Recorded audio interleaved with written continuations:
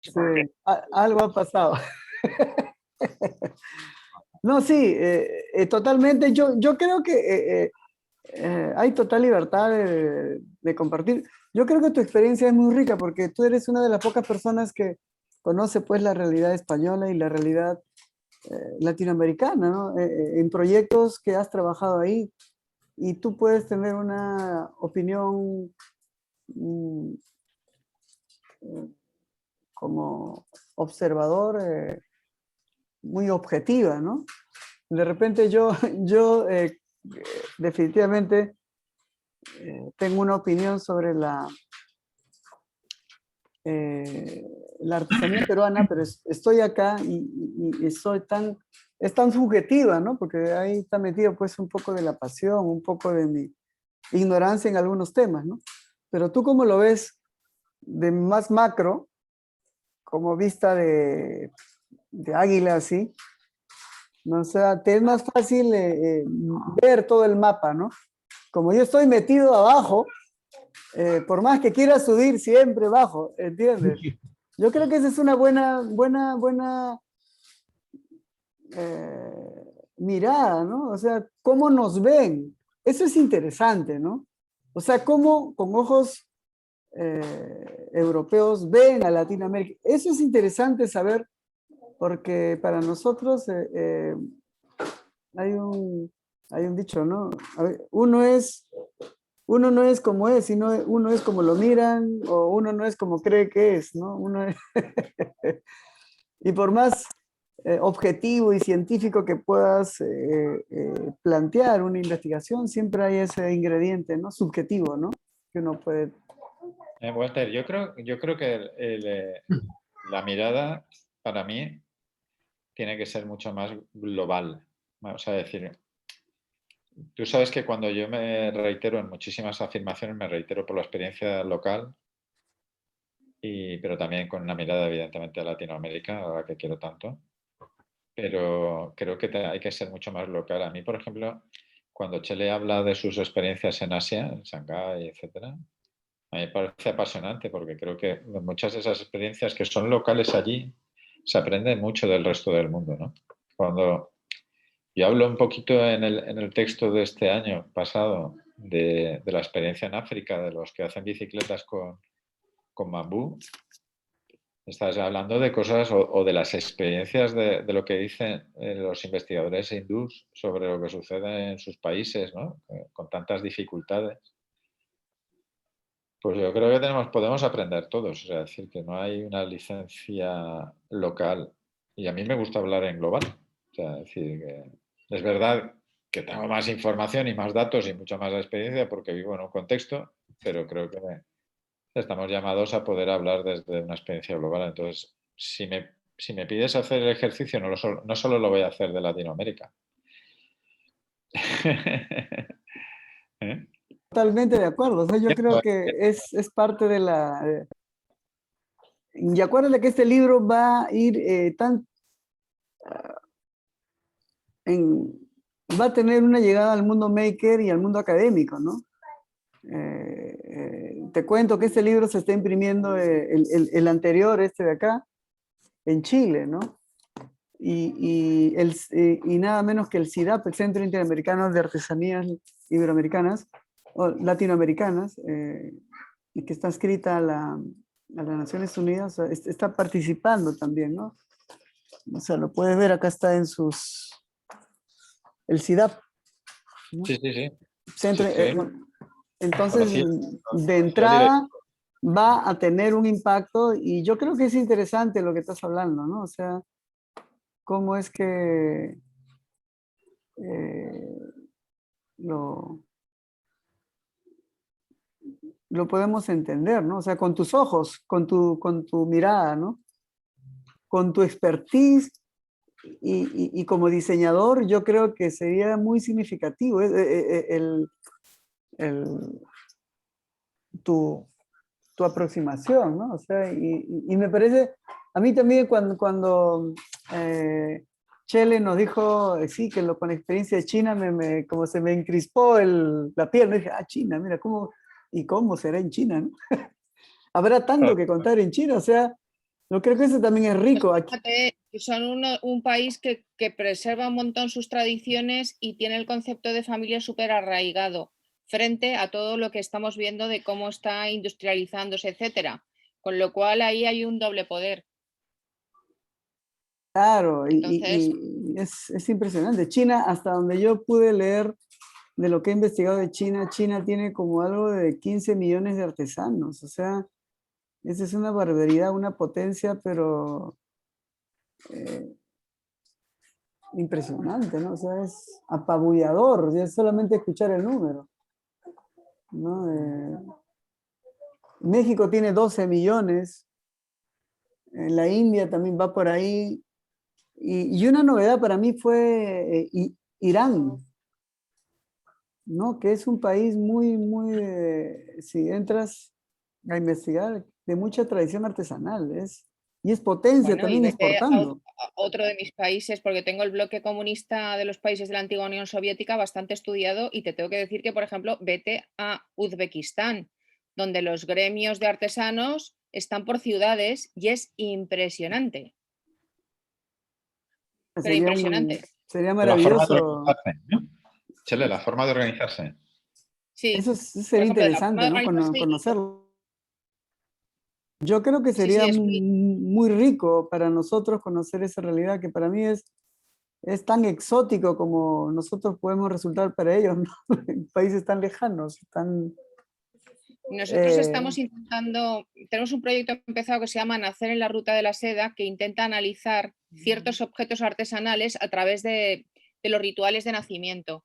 Entonces, por ejemplo, a partir de los textiles, ¿cómo nos une? Porque claro, la Ruta de la Seda es como esa frase que habrás oído de todos los caminos llevan a Roma, ¿no?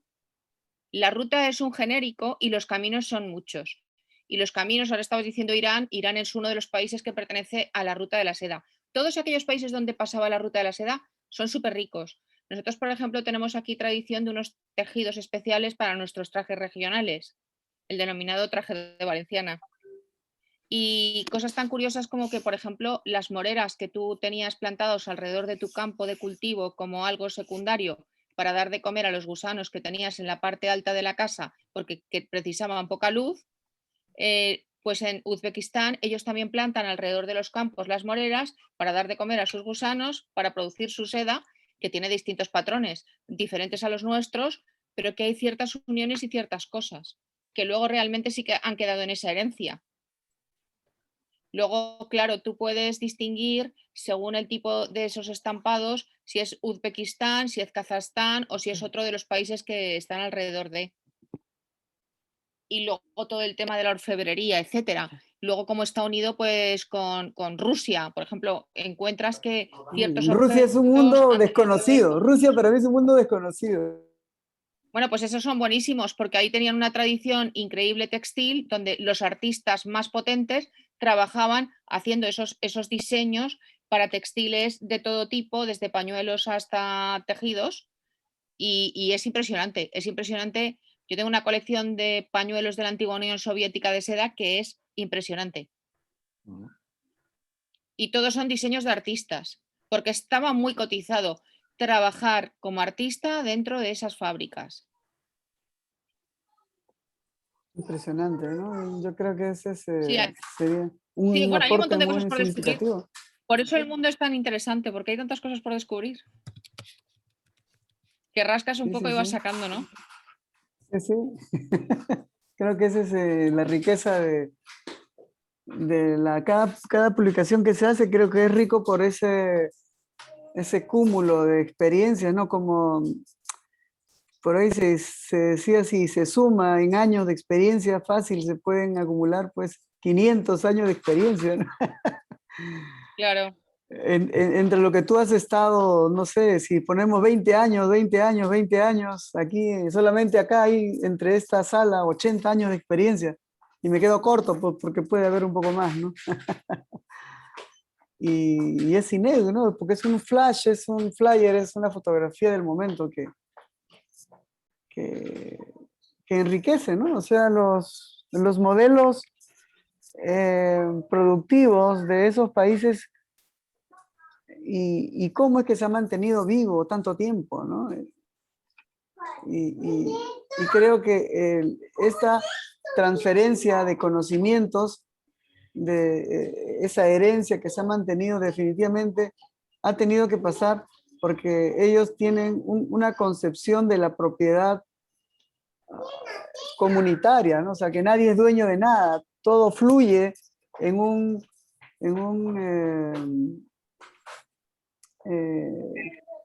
en una posesión que nadie es dueño, ¿no? Es dinámico, ¿no? Son dueños de todo, como dice, hay un dicho, ¿no? Son dueños de todo y dueños de nada, como una canción.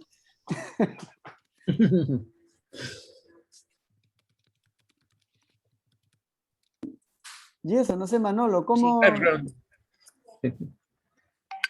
Bueno, cómo lo ves? yo lo veo todo fenomenal.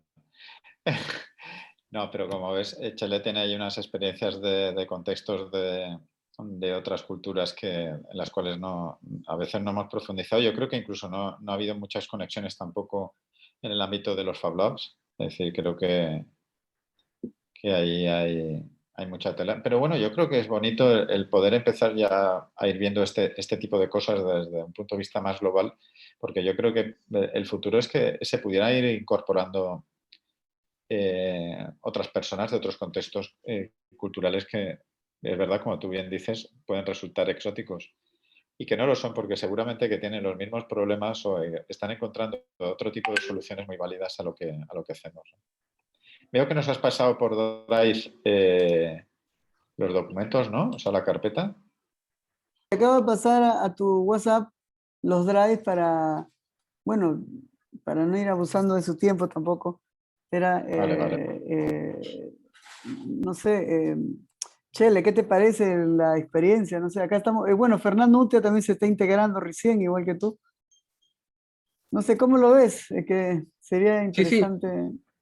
me Pues nada, no parece sé. que... Manolo y yo haremos nuestra reunión y daremos un poco de forma a las ideas, ¿no, Manolo? Sí. Sí, hay mucha, siempre, eh,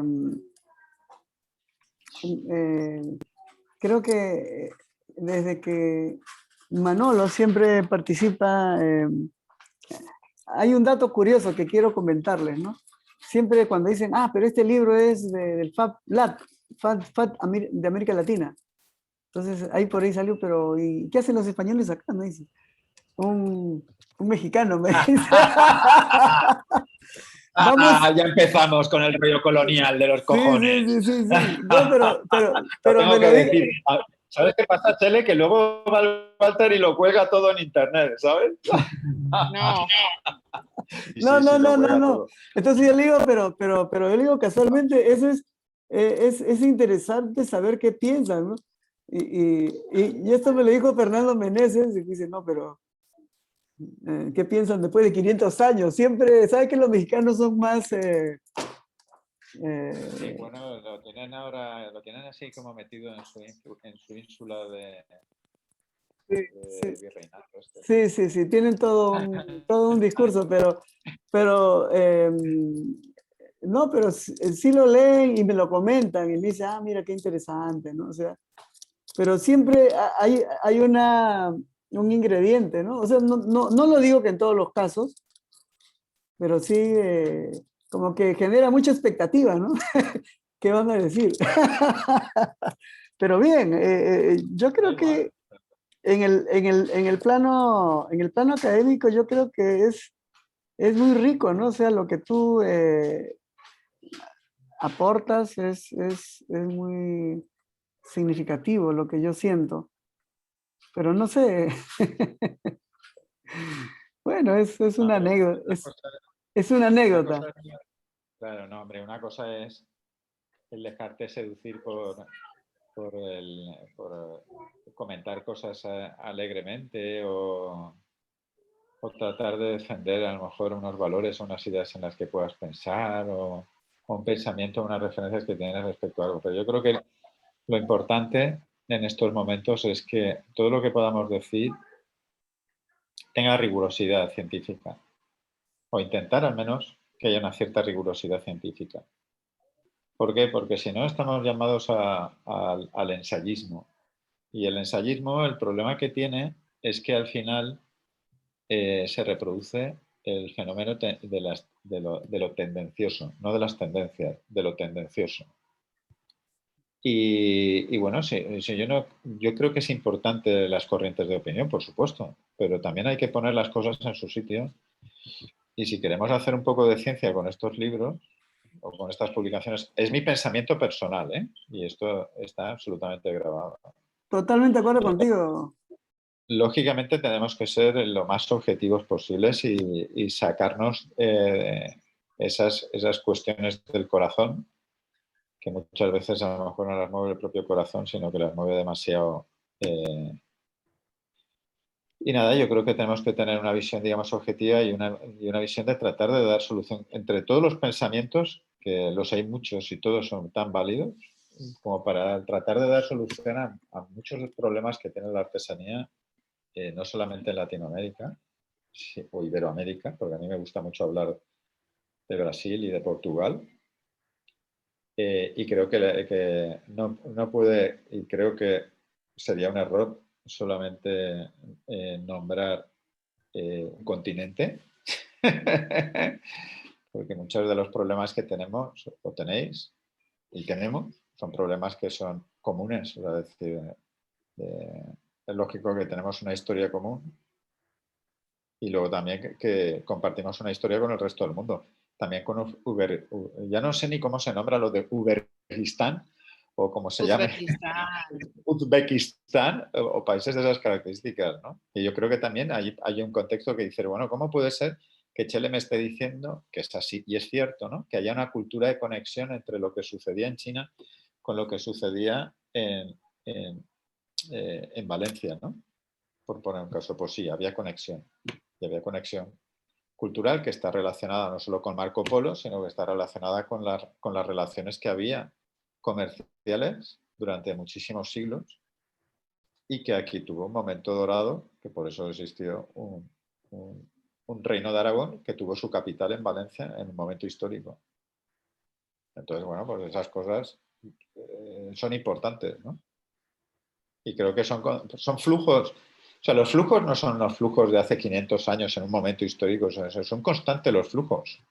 O sea, igual que las influencias que pudo tener Iberoamérica en su momento con todo lo que sucedió pues a mí me llamaba mucho la atención en Chile, pues todo lo que era la cultura de los Chicago Boys y todo este tipo de cosas, ¿no? Y lo que influyó en su modelo económico. Y eso es inherente con la situación contemporánea o contextualizada de ese momento. Y quieran o no, y les sepa mal a unos o más que otros, pues influyó en la vida de las personas, incluso del pobre trabajador, ¿no? O del indígena. Sí, sí, Y eso es bueno. Eso totalmente de acuerdo. es todo Totalmente de buenísimo. acuerdo. ¿Vale? No, sí, yo siempre conversaba con Utia, ¿no? O sea, tú sabes que la educación en Perú, yo viví una época en el gobierno militar que había una formación muy patriótica, muy patriotera, que le llaman, Sí. y siempre había renegaban el tema colonial. Entonces, como que en el colegio me enseñaron a odiar a los españoles, ¿no? Entonces, Claro. o sea, es parte de la educación. Sí, era lo diablo. Pero viajando, o sea, la primera vez que viajo a España a raíz del premio y el Navidad, o sea, no, o sea, no Te eran diste los... cuenta de lo malos No, que somos, ¿no? no, para nada. O sea, son unas bellísimas personas y creo que los pueblos en todos lados han sufrido los avatares de las guerras, los conflictos. Entonces, pero fue algo que aprendí muy tarde, pero eso que yo he podido vivir, he tenido el privilegio de conocerlos y aprender a amarlos y a quererlos, porque tenemos muchas cosas en común, el idioma, la religión y muchas otras cosas más, valores, ¿no? Hay mucha gente que en Perú todavía mantiene por decirlo así, ese Nada, odio, simplemente ¿no? te O sea, recuerdo- te lo te cuento porque es lo que ha ocurrido y es así. O sea, Fernando Utia, que está ahí también, no me dejará mentir. Y eso es lo que lo he visto más evidente en México, ¿no? Claro. Sí, no, ahora evidentemente por la cuestión, digamos, política que ha predominado en los últimos 2 años en México, pues sí, hay así como un factor tendencioso hacia considerar, ¿no?, los malos de la película. ¿Vale?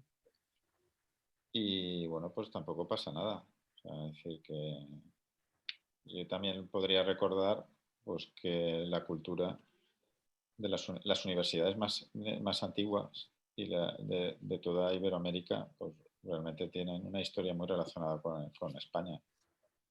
Y de hecho No, hay no, muchas universidades sí, sí, más sí. antiguas que las propias en territorio No, peninsular. no, y hay un tema muy, muy interesante porque que Fernando Utia siempre, él decía, él me comentaba, pero si cuando llegaron los españoles en San Marcos se enseñaba en quechua, o sea, No, es que resulta, no fue tan no, mal, o sea, mucha no, es que información se hay acumuló por... diccionarios, hay diccionarios de aquellas épocas ya y literatura relacionada en cuanto a la traducción del quechua al español o al castellano, como queráis O llamarlo, sea, ¿no? Mi vecina de nobleza, arriba, que fue misionera, Claro, hablaba quechua. claro, sí, Ahora sí, tendría 100 años, pero sí.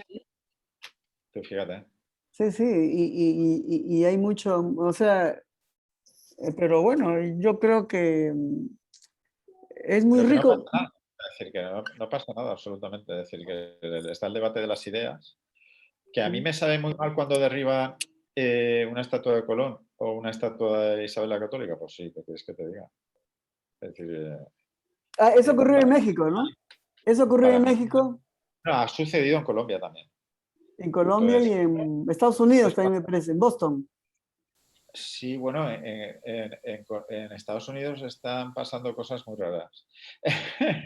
Pero bueno, es decir, los norteamericanos en general les tienen un problema, los estadounidenses en concreto tienen un problema, es que como tienen una historia tan corta, tú piensas que aproximadamente está ahora estudiado que hay entre 10.000 o 15.000 españoles que ayudaron a la guerra de independencia contra los ingleses, ¿no? Entonces, esto es historia. Entonces dices, ¿cómo es que los españoles estuvieron así? Hombre, es que la mitad de Estados Unidos era española. Lo que pasa es que ahora parece Cierto. que Estados Unidos haya sido algo de toda la vida, ¿no? Y dices, mentira cochina. O sea, para nada. O sea, es decir, en la época, no sé si fue de Felipe V, lo que se intentó es que los rusos no lograran entrar por Alaska para quedarse, digamos, con las riquezas naturales, ¿no? Y entonces hubo expediciones para intentar crear, digamos, cerca de Alaska las primeras fortalezas para conseguir que no se lesionaran, digamos, la riqueza de los países. Pero luego, digamos, un poco las diferencias que hay es que, lógicamente, y eso lo sabrá bien Jean-Luc, es decir, qué es lo que queda en Estados Unidos de indígenas Sioux o de otros,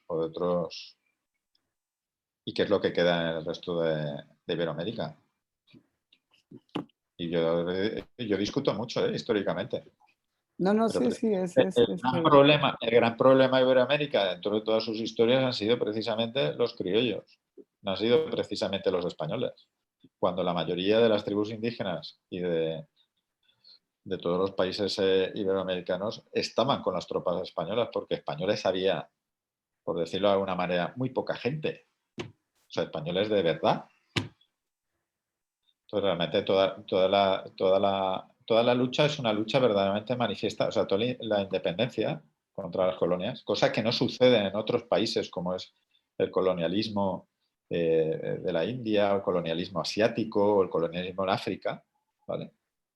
Y realmente la lucha anticolonial, que me parece completamente respetuosa, era una lucha burguesa, no era una lucha del pueblo, como ha sucedido en otros países del mundo, ¿eh? no, no, sí, sí, acá la independencia Y fue eran criolla, personas ¿no? ¿No? educadas, muy educadas por los mismos españoles o de padres españoles, ¿eh? No eran precisamente los indígenas. Y a Sí, los sí. indígenas no les hacía ninguna gracia que toda esta gente al final fuera en los que aportaran, digamos, la... Y luego, pues es un poquito lo que tiene que hacer mucha gente es estudiar más y leer más, ¿vale? Y no dejarse llevar por los sentimentalismos patrios y esas cosas. Son muy Sí, malos. sí, sí, sí, eso es muy malo. Totalmente de acuerdo. Entonces, que Sí. sepan que sepan, yo el otro día leía como Isabel la Católica ya desde el principio, y bueno, y eso se mantuvo, no sé si fue con Carlos V, y las posibilidades de matrimonio entre razas o la propia ciudadanía. O sea, es decir, desde el minuto cero, cualquier persona de las distintas provincias españolas que hubo bastantes en Iberoamérica, eran ciudadanos españoles. Es lo mismo que pasó en el Sáhara o pasó en Guinea Ecuatorial. O sea, tú todavía ves a personas mayores en el Sáhara que tienen su DNI español y echan mucho de menos no ser españoles. Pero porque forma parte de su cultura. O Sí, sea, es sí, es decir, parte de la cultura. Eso no se puede. esa gente lo pudo vivir, ¿no? Que no interesó políticamente en su momento el tener una política escandalosamente colonial. Pues sí, pues porque evidentemente no era sostenible el modelo político, ¿no? Pero bueno, Eso es cierto. yo creo que lo que tiene que hacer la gente es tirar menos, ir contra... A mí cuando tiran una escultura de Colón, por decirlo de alguna manera, o otras personas, me recuerdan mucho los que destruyen o lo destruían en Siria tantas esculturas de la cultura persa o la cultura siria por fundamentalismos, ¿no? Es decir, creo que no hay que tirar tantas cosas y hablar un poquito más Sí, pero yo creo que la y historia debatir. no, la historia no se puede negar, o sea, no puede desaparecer en la cultura egipcia demoliendo su pirámide, ¿no? Claro. Es lo que quieren hacer y eso es totalmente irracional Mira, y- por ejemplo, a mí me parece tremendo que Israel y Alemania extiendan puentes para reconciliarse, aun habiendo pasado tantos años después de lo que pasó. Por ejemplo, pues es el mayor ejemplo de lo que hay que hacer, ¿no? O sea, y es tan reciente eso, no es tan reciente, ¿no? Lo de Alemania sí, e Israel, ¿no? claro. Y mira que se han pasado cosas, ¿eh? Entonces, el ver cómo un país puede pedir perdón a otro o acercarse, eso a mí me parece una cosa tremenda. O sea, pero no porque hay un sentimiento radical, que los hay me imagino que en ambos países existirán esos apasionamientos, ¿cómo vamos a permitir que nosotros qué tenemos que ver? O estos mira lo malos que son y cómo los vamos a dejar entrar, ¿no? Y todo ese tipo de cosas, ¿no? Yo creo que la sociedad, como antes te estaba diciendo los artesanos, tiene que evolucionar. Y la evolución está precisamente en darse cuenta de que podemos hacer más cosas juntos que separados. Es cierto, yo creo que las redes son muy importantes y bueno, y hay un dicho también que se dice mucho acá en Perú, ¿no? O sea, España es la puerta de Europa, de América Latina, ¿no? Y yo creo que esa es una oportunidad, en todo caso, en mi caso, a raíz de haber ganado la Bienal, visibilizar mi trabajo en toda Europa, ¿no? Yo he estado en Austria, he estado en Italia, Grecia, bueno, no he estado en Inglaterra, pero mis proyectos han llegado a raíz de la Bienal, porque la Bienal tiene este carácter iterativo, ¿no? Se viaja por todas las ciudades, ¿no? Y yo creo que es una tremenda herramienta de visibilizar los proyectos que estamos haciendo por acá en Latinoamérica, ¿no? O sea, yo creo que es una gran oportunidad y la red Fab Lab juega también un rol protagónico en este nuevo escenario, ¿no? De globalización. Y no está mal. Bueno, es como cualquier arma, ¿no? Es como una pistola o cualquier arma se puede usar para el bien o para el mal, ¿no? Claro, efectivamente. Es como cuando se hablaba de la pistola impresa esta, ¿no? Que salió, que duró no duró ni una semana. ¿Te acuerdas de aquello, no? Pero cuando salió la pistola esta famosa. Que lo podían subir a los aviones, ¿no? Y bueno, hubo al final un tribunal en Estados Unidos que consiguió que se cortara, ¿no? Pues, curiosamente, el país donde más se descargó de todo el mundo fue en España, el modelo en 3D. Wow. O sea, hay poca gente que lo sabe, ¿no? Y dices, bueno, ¿por qué? ¿Es curiosidad? ¿No? No es precisamente el país más violento, entre comillas, o reconocido como más violento, sino... Pues sí, el que tuvo más descargas fue España. Increíble, no sabía ese dato, pero sí. Sí. Suena. Y desgraciadamente al final te tienen que llamar a ti para preguntarte en los medios, ay, esto de la impresión 3D, esto de hacerse una pistola, digo, pues, bueno, es como todo. Podemos ser muy malos y podemos darnos cuenta que en Internet es una cosa maravillosa para producirse un encuentro como el que estamos teniendo ahora, porque sin Internet no podríamos tenerlo. Pero también es un signo de las maldades, ¿no? Entonces, al final, las transacciones económicas producto de las armas, la propia pornografía o otras cuestiones que generan tanto y tanto dinero, pues están precisamente por aquí. Pero lo que tenemos que ver es, yo creo que es toda la parte positiva de todo esto, ¿no? Que creo que es muy Yo bueno. creo que sí. Es totalmente positivo.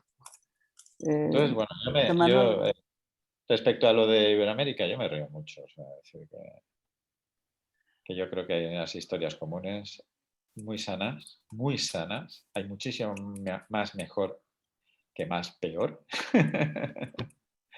Yo también, Y yo lo creo así también, ¿no? una barbaridad. Fíjate la gastronomía. O sea, es decir, Perú tiene una de las mejores gastronomías del mundo.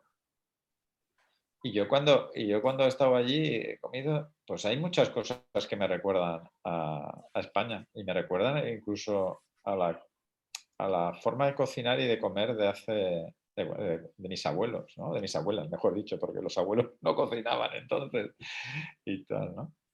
Todos esos sabores. En Colombia, yo en Colombia he visto la base del cocido español.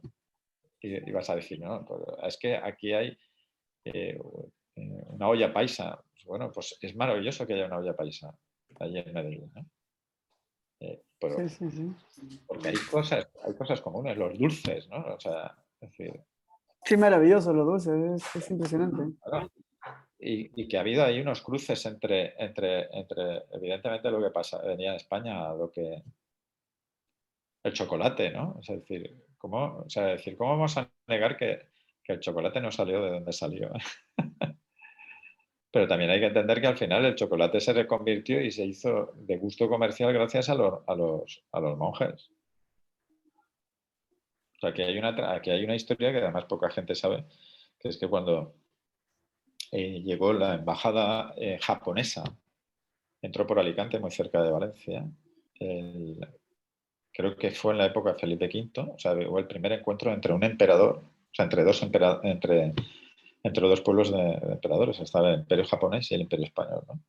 Y se hizo en Alicante el primer encuentro. Lo primero que se les sirvió porque imagínate el agotamiento de venir de tan lejos, ¿no? Lo primero que se les sirvió fue chocolate, que hicieron las monjas. Y ese, claro, ese cacao, dijeron, ¿de dónde viene? Ustedes tienen esto, ¿no? Esto es gracias a que ha venido de México, de fuera, o de Colombia, o de Ecuador, ¿no? No sé de dónde vendría ese primer cacao que probaron. Pues eso es un encuentro. México. O sea, son esas cosas que te permiten, digamos, producir esos encuentros, ¿no? Jolín, si al final todos Totalmente de un acuerdo. porcentaje genético de miles de sitios, ¿no? Sí, yo Hay sé, eso algunos que tienen menos, pero hay otros. hasta un 1% se siente. Claro. Manolo, qué alegría haberte escuchado, siempre es un gusto. Siempre es un gusto. Y nada, Y siempre me llevo Estas reuniones siempre me rebotan las ideas que fluyen. En este conversatorio contigo siempre me refrescan la mente, ¿no? Y creo que eso es... Este tercer vídeo no lo pongas, ¿eh? En las redes. Va a estar en privado. Este tenlo en privado, este tenlo en privado. Sí, sí, sí. No, totalmente de acuerdo. Hay Manolo, gente ¿para cuándo nos podríamos reunir con Chele? No sé, para, si es que lo consideran, ¿no? Una fecha. Hombre, Chele, si a ti te parece, lo que podríamos es un poco hacia fin de mes, porque nosotros cogemos las vacaciones ya en agosto. Ya a fin de mes. Entonces estamos ahora 13, sería para el 31, sábado 31. Puede Sábado ser. 30. Chele, ¿qué tal te va ese día? O viernes Pues 30. un poco fatal porque el día 1 me voy a Sudán. Wow, entonces el Pues un 29, ¿no? poquito antes, El Sí, 29, pero más que mejor. nada para que hablemos, Chele, para que hablemos un poquito de, ya más o menos de lo que queremos plantear en el capítulo. claro. ¿Eh? Las ideas, las maquetas, ¿no? De lo que se puede hacer. La idea es hacer un ejercicio como ¿Qué día te viene mejor, Chele? A mí el miércoles de esa semana. El día 29 es que tengo que acompañar a Ricardo al hospital. Depende de la hora. Por la tarde hora de aquí, tengo que ir al hospital. el 30, 27. el día 30, Vale, el 30, ¿está bien? No lo que me digáis. A mí, y lo Vale. que diga El 30, al igual que hoy a las 12 del día. sí que para nosotros es las 7, ¿no? sí, Sí. para nosotros son las 7. Wow. El 30 es viernes, ¿está bien? Perfecto. Uy, caramba, hemos abusado de su tiempo, tremendo. Muchas gracias. Y bueno, los llevo en el corazón. Muchas Y, gracias. y ya nos vemos, ¿no? Les dejé el drive para que miren. Sí, sí, lo hemos visto, gracias. Sí, Ya sí, se lo he pasado, ya se lo he pasado a todos, Chele también. hay unos capítulos que están incompletos.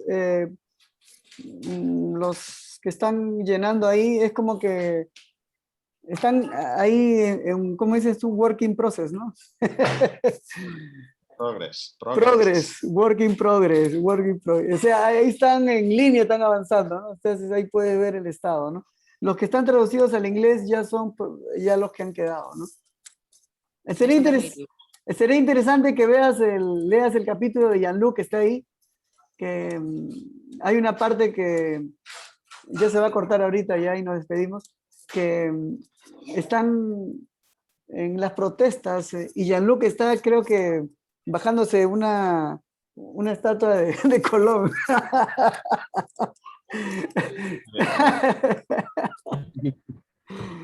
Ese Jean-Luc, cuando dije, Jean-Luc, tú te lo has tirado a Colón. No, yo no he sido. Pero estás en la foto, Jean-Luc. No, ha sido mi amigo. El follonero. Sí, un chiste, pero bueno, las anécdotas. Claro. Ahí está fuerte, güey. Muy bien, oye, pues nada, Walter, me alegro, Fernando, me alegro también de conocerte. Igualmente, mucho gusto de conocer a dos amigos españoles, ¿no?